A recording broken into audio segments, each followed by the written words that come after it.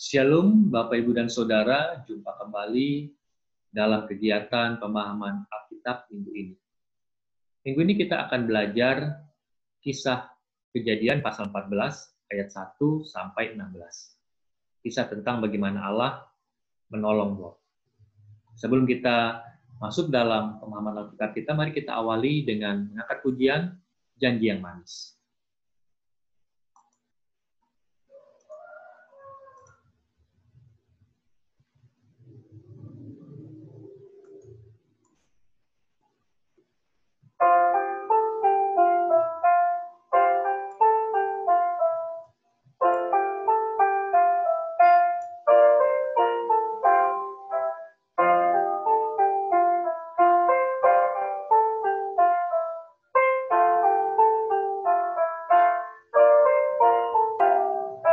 Janji yang manis kau tak kulupakan, tak terombang-ambing lagi jiwaku.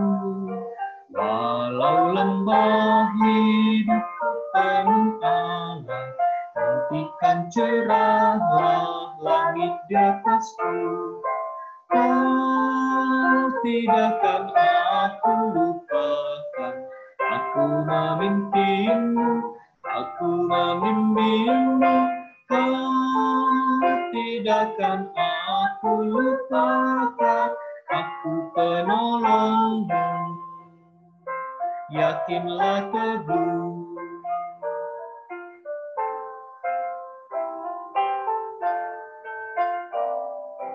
Yakinkan janji kau tak lupakan, dengan sukacita aku jalan terus. Dunia dan kawan tiada ku harapkan, satu yang setia, Yesus penebus. Kau tidakkan aku lupakan, aku memimpinmu, aku membimbingmu, kau tidakkan aku lupakan, aku penolongmu, yakinlah teguh.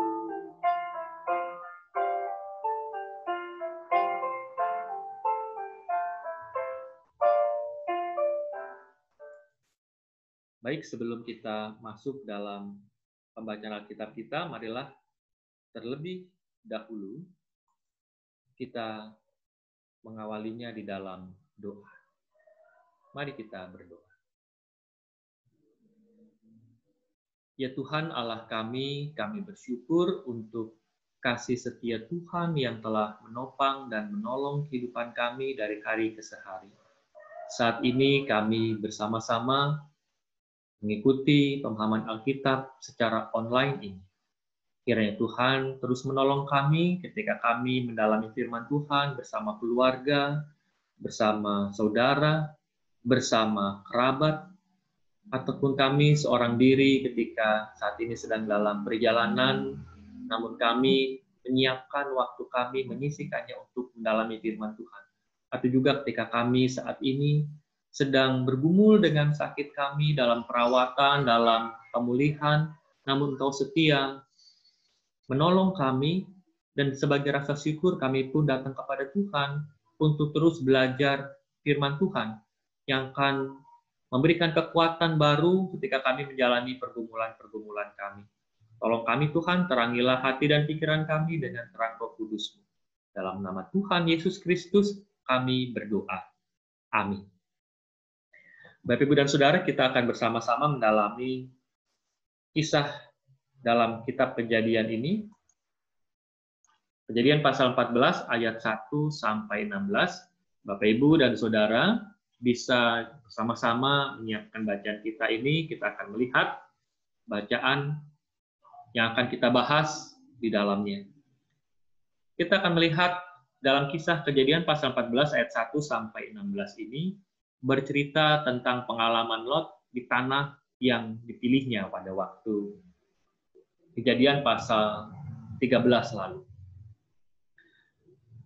Dalam bacaan kali ini, kita melihat tanah yang subur, Sodom dan Gomora, yang menjadi pilihan bagi Lot pada waktu itu ketika melihat wilayah itu begitu subur dan menurut Lot itu menjanjikan untuk kehidupannya. Namun apa yang dipikirkan, apa yang dilihat berbeda dengan pengalaman yang dialami. Tempat yang subur ternyata tempat itu penuh dengan konflik dan rawan peperangan. Di sana ada banyak kerajaan-kerajaan kecil dari suku-suku yang ada di sana dan mereka saling berperang. Pada waktu itu, yang menguasai wilayah itu adalah kerajaan Sodom dan Gomora. Di tempat itu, beberapa raja bersekongkol untuk mengalahkan Raja Sodom atau kerajaan Sodom. Dan persekongkolan itu membuahkan hasil. Jadi kalau kita melihat ada beberapa raja berkumpul di sana mulai dari kalau kita membaca mulai dari ayat 1 sampai ayat yang kedua dan ayat yang ketiga mereka melakukan persekongkolan. Hasil dari persekongkolan tersebut dengan menyatunya beberapa kerajaan, begitu juga Sodom dan Gomora sebenarnya ada beberapa kerajaan yang mendukungnya, namun dalam persekongkolan yang dipimpin oleh Raja Kedorlaomer mengalahkan kerajaan Sodom dan Gomora. Kita melihatnya dalam ayat yang ke-10, ya, bagaimana kerajaan Sodom dan Gomora berhasil dikalahkan oleh aliansi Kedorlaomer. Nah, rakyatnya, harta-hartanya dalam kekuasaan kerajaan Sodom itu pun dirampas. Rakyatnya ditawan. Dan kita tahu yang tinggal bersama keluarganya. Lot pun ikut ditawan dan hartanya pun ikut dirampas. Kita di sini melihat bagaimana apa yang dilihat Lot sebelumnya di ayat yang ke-13 ketika melihat tanah Yordania itu subur, yang dilihat menjanjikan menurut mata manusia, bahkan menjadi ukuran untuk kualitas sebagai jaminan, maka ternyata tidak seperti yang dialami oleh Lot pada saat ini. Tanah yang subur ternyata tidak menjanjikan kedamaian. Bahkan Lot terlibat dalam peperangan, bahkan menjadi korban perang. Ia ditawan, hartanya dirampas. Inilah pesan yang kita lihat. Bagaimana keinginan yang tanpa disertai oleh hikmat bisa menimbulkan bencana. Namun kita melihat bagaimana kasih Allah kepada umatnya. Allah tetap peduli pada Lot, meskipun Lot memilih keinginannya. Allah berkarya melalui Abram. Mari kita lihat. Abram mendapat kabar dari beberapa orang yang berhasil meloloskan diri. Orang-orang yang meloloskan diri ini memberi kabar. Sampailah kabar itu pada Abram. Dan Abram mendengar kerabatnya mengalami penderitaan, pergumulan, dan menjadi seorang tawanan, maka ia segera bertindak. Kita bisa membacanya mulai dari ayat 13 sampai dengan ayatnya yang ke-14. Di sana lalu apa yang dilakukan oleh Abram? Abram mengerahkan kemampuannya secara totalitas. Abram mengerahkan 318 orang-orangnya yang terlatih. Tidak hanya itu, Abram pun turut dalam pertempuran tersebut. Ayat 15 sampai dengan ayat 16, di sana menceritakan bagaimana kekuatan Abram yang memimpin 318 orang terlatih bersama orang-orang yang mendukungnya berhasil mengalahkan kerajaan Kedorlaomer. Ya, yang menarik di sini yang kita lihat tentang Abram, bahwa yang sebelumnya kita tidak melihat bagaimana pekerjaan Abram dan apa yang dilakukan Abram untuk kebutuhan-kebutuhan sehari-hari. Namun bagi beberapa ahli Alkitab coba menafsirkan bahwa ternyata Abram bukan hanya mengelola hewan ternaknya. Karena kita melihat pada pasal 13 menceritakan bagaimana Abram memiliki harta yang banyak dan hewan ternak yang banyak. Namun pekerjaannya tidak dijelaskan. Nah, penafsir coba menafsirkan bahwa Abram seorang saudagar. Tentunya apa yang dilakukan, dia membarter atau menukarkan apa yang dia miliki, hewannya, barang-barang yang dia miliki, dan dia mengelolanya sedemikian rupa. Dan yang menarik, selain seorang saudagar, Abram juga mengelola sumber daya manusia yang ada pada mereka. Di mana dalam bacaan ini kita melihat ada 318 orang terlatih. Artinya lebih daripada itu, ada banyak orang yang Abram miliki. Dan ada 318 orang yang amat terlatih dan terlahir di rumah Abram. Abram membentuk sedemikian rupa tidak hanya kekuatan ekonomi, tapi juga kekuatan dalam keamanannya. Kita melihat bagaimana di sini juga upaya manusia di dalam membangun kehidupan juga dibutuhkan. Hikmah diberikan Allah, kecerdasan diberikan Allah juga berguna untuk mengelola kehidupannya sedemikian rupa.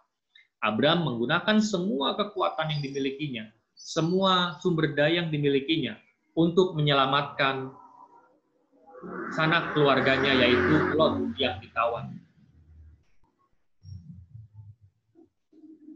Dengan dikalahkannya Raja Kedorlaomer, maka Abram berhasil membawa pulang Lot, keluarganya, beserta harta yang dimiliki. Kita melihat di sini bahwa keberhasilan Abram tidak lepas dari pertolongan Tuhan.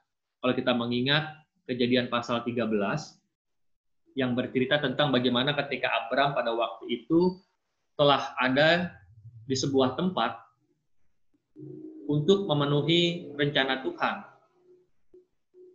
untuk tiba di tanah perjanjian.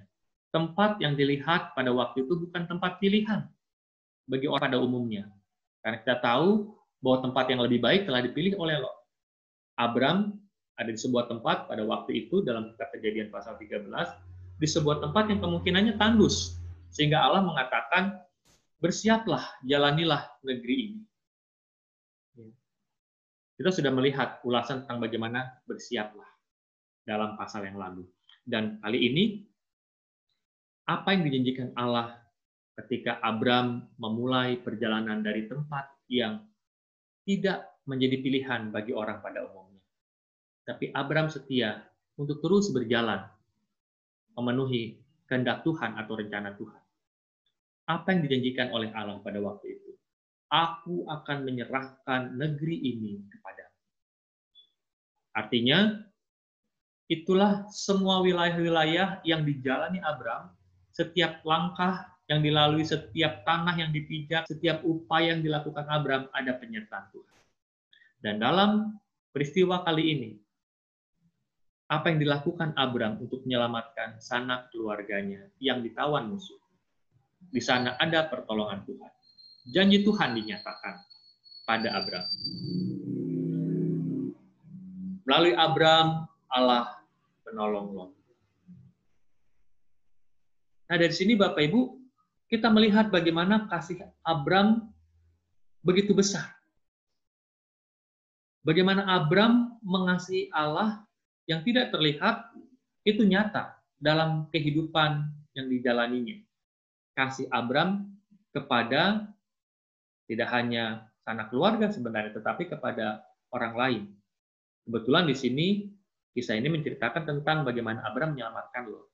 Tapi yang menarik adalah bagaimana Abram tidak mengingat perselisihan yang telah terjadi.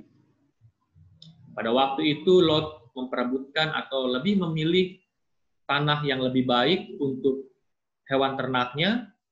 Dia mengambil atau dia mengabaikan sopan santun ataupun hormatnya kepada Abram sebagai orang tua atau ayah, pengganti ayahnya.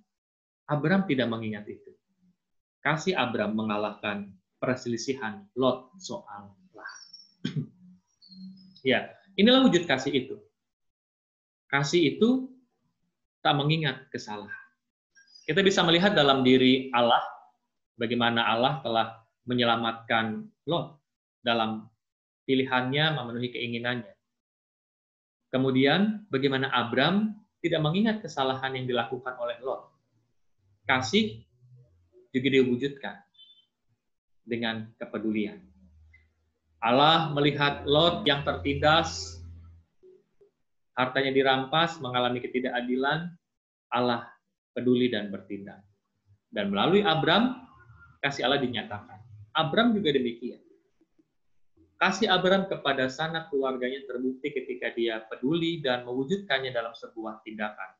Memberikan yang terbaik, berkorban diri, mengorbankan ego untuk mewujudkan kasihnya.